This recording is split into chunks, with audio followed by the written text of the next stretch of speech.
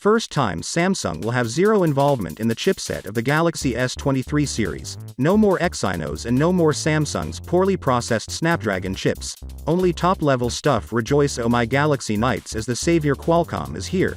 Qualcomm has officially confirmed for the second time that Galaxy S23 series will get Snapdragon 8 Gen 2 globally. According to Qualcomm CFO, the 75% share of chipsets in the Galaxy S22 series is now moved to a globally share with the S23 series, meaning Qualcomm chipset will be on all models of the S23 series worldwide. Now with the 8 Gen 2, we can expect the absolute top-notch performance on all models regardless of the market. The Snapdragon 8 Gen 2 is already better than Apple A16, with the best GPU performance on any phone. It has an incredible CPU jump as well as a great camera ISP to unlock even better pictures than the S22 Ultra. Meanwhile, Samsung Galaxy S23 to reportedly launch in the first week of February 2023. Samsung usually launches its Galaxy S flagship phones in Q1, mostly towards the end of February every year, and this year though the company launched the Galaxy S22, Galaxy S22 Plus and Galaxy S22 Ultra a few weeks early. Next year too the company could launch the Galaxy S23 series in the same time frame.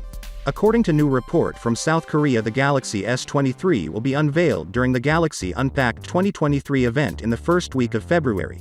The event will reportedly be held in San Francisco, California, USA. The device could go on sale by February 17, 2023. Since the global smartphone market is underperforming and Samsung's memory chip business has seen a lot of profit drop, the South Korean firm is trying to launch the Galaxy S23 earlier.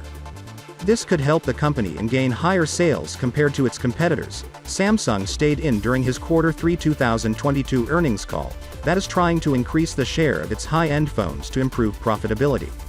It is reported that Samsung will add 200 extra mAh in the battery capacity for both the S23 and S23 Plus. The company will also add a light mode to the series now, but don't worry, it's not a light variant.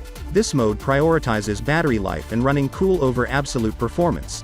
According to Ice Universe, the drop in performance will be moderate, while the reduction in battery usage will be significant. Ice Universe also added that light mode will not affect performance in games, as the performance profile for those will continue to be controlled by the separate game booster settings as it is right now. So, with that being said, let me know your thought in the comment below, and if you are new here, please subscribe. Peace out.